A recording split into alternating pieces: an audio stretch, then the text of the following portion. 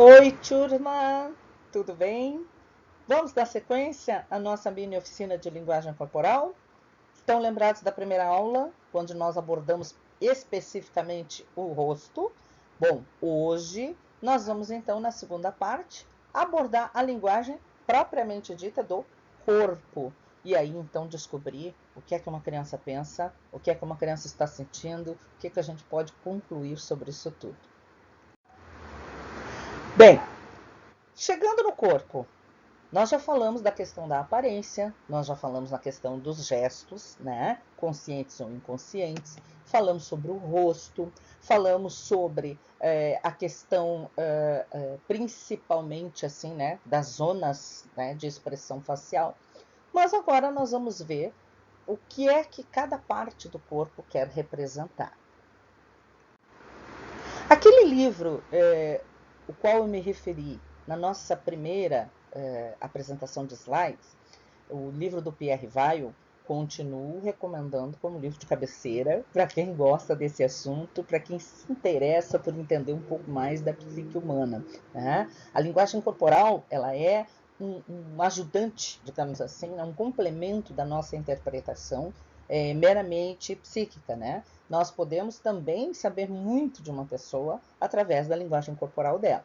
Então, nesse livro, que está disponível aí no slide das referências bibliográficas, o Pierre Weil estabelece, então, uma esfinge, digamos assim, simbólica, para representar, então, aquilo que ele considera que seriam os três principais animais que falariam um pouco sobre a nossa representação de linguagem corporal. Bom, então ele escolheu esses três animais, tá? Para representar então a linguagem corporal humana. E alguém pode dizer: oh, meu Deus, escolheu animais para representar o ser humano. Mas, gente, nós somos animais, né? O que nos diferencia é justamente o uso da razão, né? O nosso raciocínio. Né? Mas não deixamos a nossa essência de sermos animais, seres vivos. Né? Bem, então, os animais que foram escolhidos são três. O primeiro deles é o boi, né? Mas é no bom sentido, não vale ficar chamando ninguém aí de vaca, de boi, tá? É de boa. Então, é o boi, o leão e a águia, tá? Os três unidos formariam então uma esfinge que representaria, então, nos ajudaria a entender um pouco mais sobre a linguagem corporal do ser humano. Vamos ver então? Aqui eles estão reunidos, então, tá? Como se fosse uma esfinge. Se vocês estão percebendo ali, ó, a cabeça, especificamente, né? É uma cabeça de ser humano, mas nós temos ali uma águia, né? Representando ali através daquelas asas, né? Depois nós temos o peito ali de leão, e a parte, né, inferior, digamos assim, do corpo, que seria representada então pelo boi. Aí estão dizendo: nossa, que coisa horrorosa. Não, calma, que vocês vão entender especificamente por que ele escolheu esses animais. Nós vamos começar abordando então o boi. Boizinho, boizinho, boizinho, pois é. O boi, ele seria representado no nosso corpo, tá? No corpo humano, como a região específica a partir da barriga, tá? Da barriga, até a região dos quadris. Né? E claro, as pernas, né? Também, a parte toda inferior, mas a partir então aqui da região do ventre, do estômago, tá?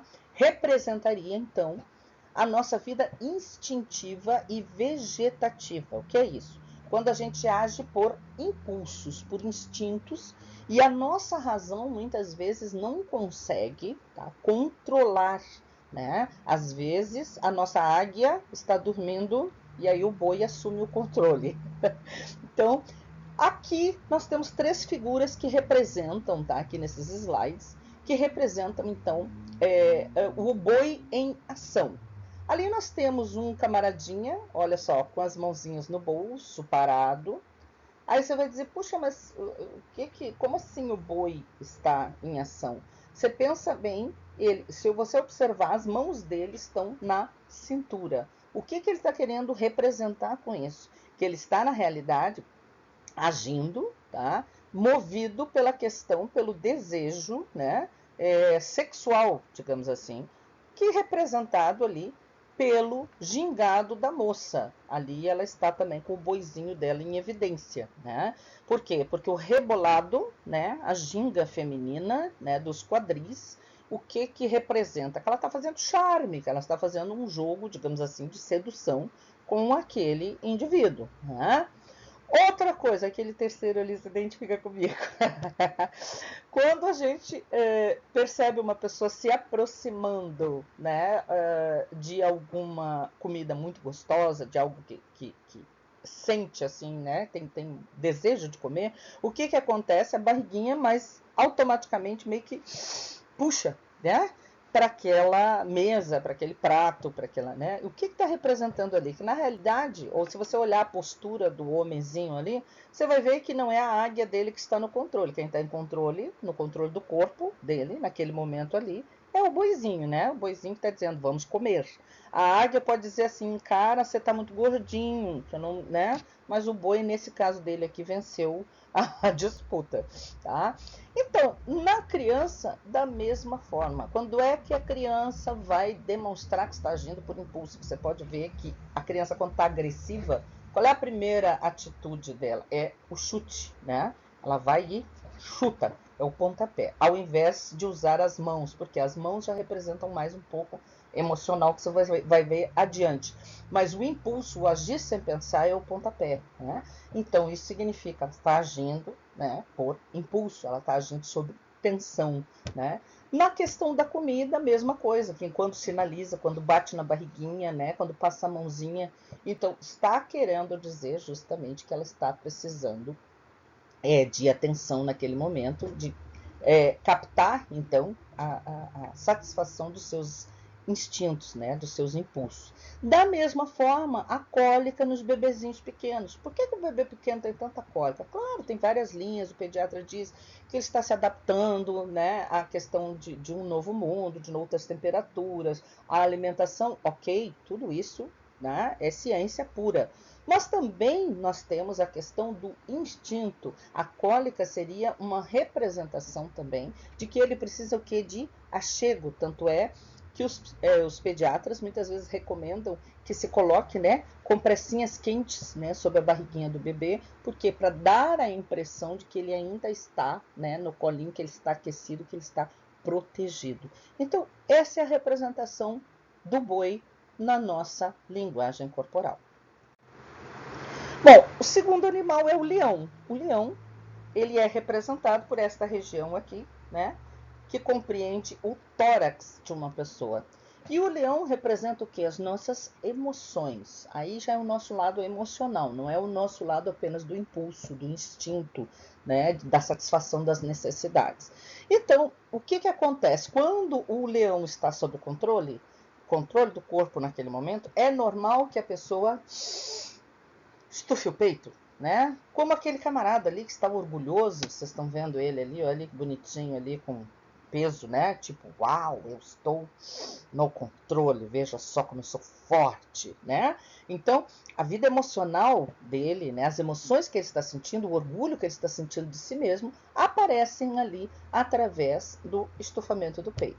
Da mesma forma, a gente ouve muito falar que uma pessoa, por menor que seja, que numa discussão, numa briga, parece que ela aumenta 2, 3 vezes de tamanho, e isso é realmente verdade. Então você vê que aquele baixinho ali se envolveu numa briga de trânsito, né?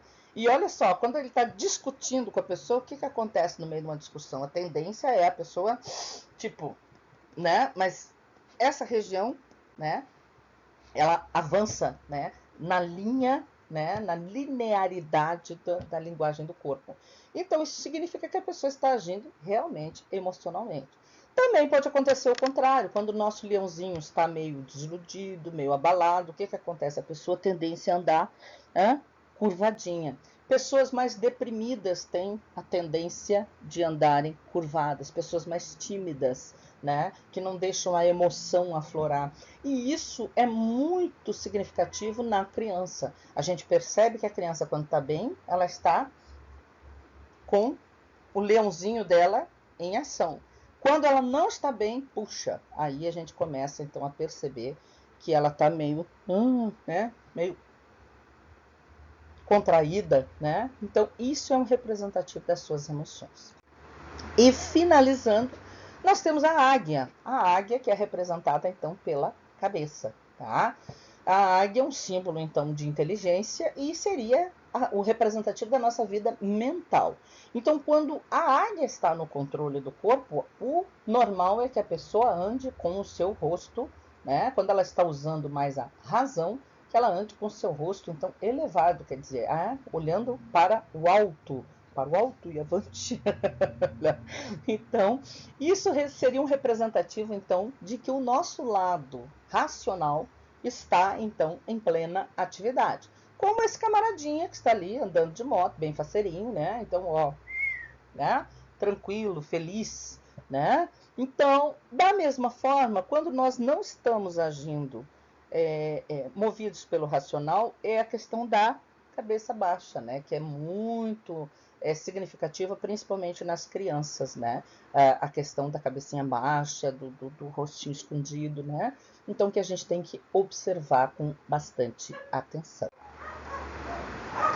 Bom, além disso, nós temos algumas pistas, tá? Além dessa questão dos 3 animais, da esfinge, e agora eu sei que você vai se divertir bastante aí vendo quem é que está com o boizinho, em ação, quem é que está com o leãozinho mais esperto, quem é que está com a águia voando para o alto e avante, né? Então, isso é muito divertido. Se você olhar para as pessoas na rua, dentro de casa, numa sala de aula, para as suas crianças, né? Você vai perceber claramente quais são os animais que estão em atuação, quais são os símbolos, né? E através disso conseguir ter uma boa impressão da linguagem corporal, então, desses indivíduos.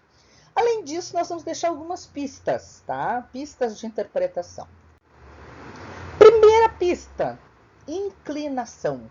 Quando uma pessoa se inclina na minha direção, quando uma criança se inclina para ouvir alguma coisa, quando nós estamos explicando uma coisa no quadro, né, na sala de aula, e a criança meio que avança sobre a classe, o que representa a inclinação? Significa que aquele indivíduo está realmente interessado naquilo que eu estou falando, naquilo que eu estou explicando, naquilo que eu estou, quem sabe, compartilhando. Então, isso é muito comum quando a gente vai conversar com alguém, a gente percebe, então, que a pessoa se inclina. Se, ao contrário, eu chamei a criança, eu disse, olha, agora eu quero aqui, vamos conversar sobre tal situação que aconteceu, olha, você fez isso, fez aquilo aqui com o seu colega, e ele, tipo, recua, o que acontece? Puxa, eu estou falando e está entrando por um ouvidinho, saindo pelo outro, porque ele não está interessado, ele realmente não está absorvendo aquilo que eu estou falando. Tá? Segunda pista, proximidade.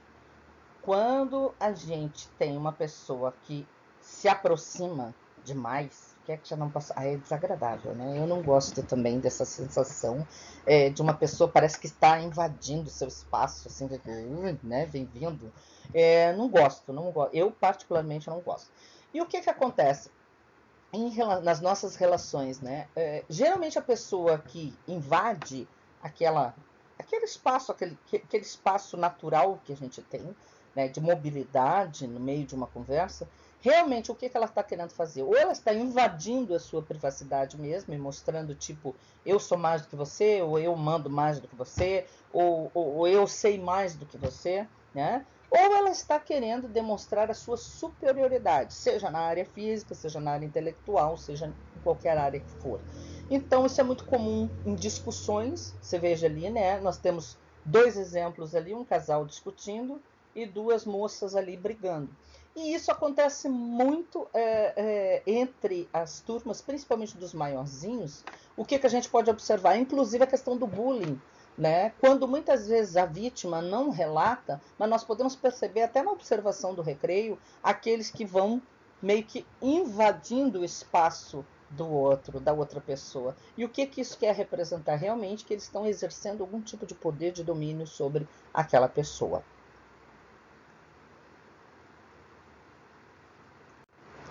Terceira pista, espelho. O espelho é uma tentativa inconsciente de um contato mais profundo com aquela pessoa. Isso é muito comum entre as crianças, gente. E é assim, ó, principalmente também dependendo do nível do relacionamento delas com o professor, é uma tendência que elas têm de tentar imitar o professor, né? Usar as mesmas expressões, a mesma maneira de vestir, a mesma maneira de cumprimentar, de caminhar, né? Então, isso é uma tradução, assim, realmente, de que aquela pessoa nos admira e que é um contato mais profundo. Aqui nos dois exemplos que eu dei, ó, tem um papai ali fazendo a barba, o menino quer fazer a barba também. Duas amigas ali conversando, ó, uma parou com o pezinho para frente, a outra parou com o pezinho para frente também. Quer dizer, estão com uma roupa mais ou menos também semelhante, né? Então, é uma tentativa de um contato um pouco mais próximo. Bom, em quarto lugar, uma pista também, os movimentos excessivos, né? O que representa um movimento excessivo? Geralmente é impaciência ou desconforto com a situação. Então, se uma criança bate, alguma coisa, puxa, ela está realmente impaciente, ela não está confortável, ela está tentando chamar nossa atenção. Da mesma forma, brigas, né? Então, assim, se eu tô dando soco, bom, tem alguma coisa que também não tá legal, né? Roer unha, tá? Estalar o dedo, tá? Então, esse tipo de situação, tá? Ele quer representar realmente que há algum problema e a gente tem que ficar atento e verificar. Em quinto lugar, nós temos aqui a postura do corpo especificamente.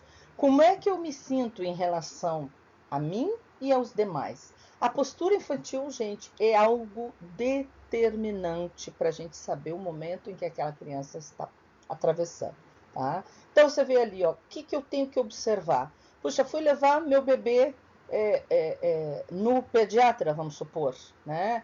Ou uma revisão médica, ou o que acontece? A criança começa a se jogar para trás, o que ela está me dizendo? Puxa, em relação a isso, eu não quero estar nesse lugar, eu não quero fazer essa vacina, eu não quero ser examinada, eu estou desconfortável, né?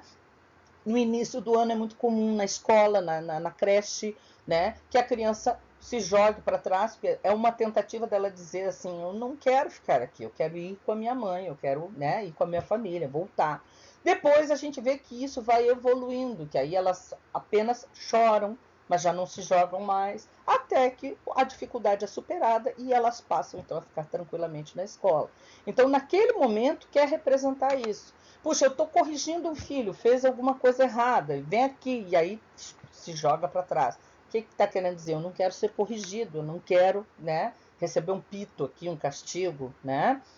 Bom, a questão dos braços cruzados, outro exemplo que eu coloquei ali, né? Tem uma moça ali fazendo assim, né? O que o braço cruzado vai representar na criança?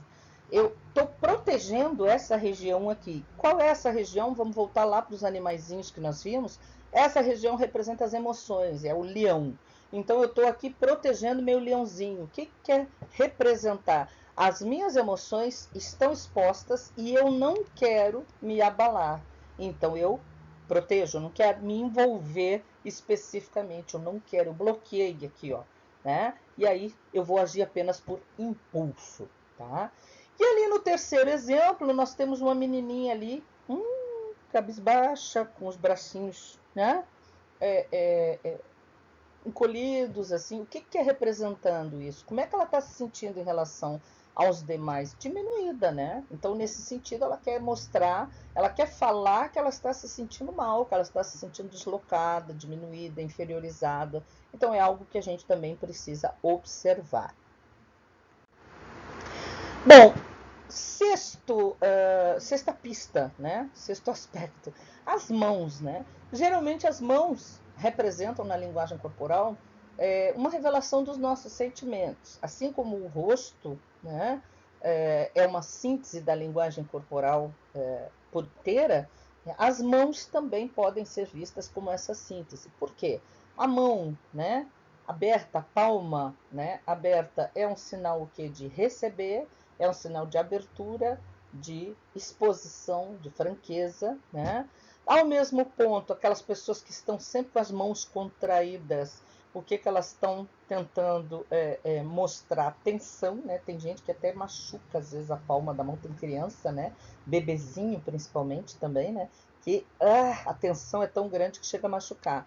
Então, a mãozinha, né, fechada pode representar um sinal de ansiedade, de medo, né, de tensão. Nós temos também as mãos, né? Aquela coisa de estar sempre assim, ou, né? Um pedido, como a gente diz, né? Posição de rezar, né? Quer dizer, que é justamente um pedido de súplica, quando a gente vai geralmente pedir alguma coisa para o papai, para a mamãe, para a prof, né? Ou para Deus, né? A gente cruza as mãos, né? E a questão da aproximação. Se eu quero me aproximar de alguém, a primeira atitude é estender a mão, né? Para a gente se cumprimentar. Então, a mão é bastante reveladora também. E finalizando essa nossa segunda parte, nós temos os pés.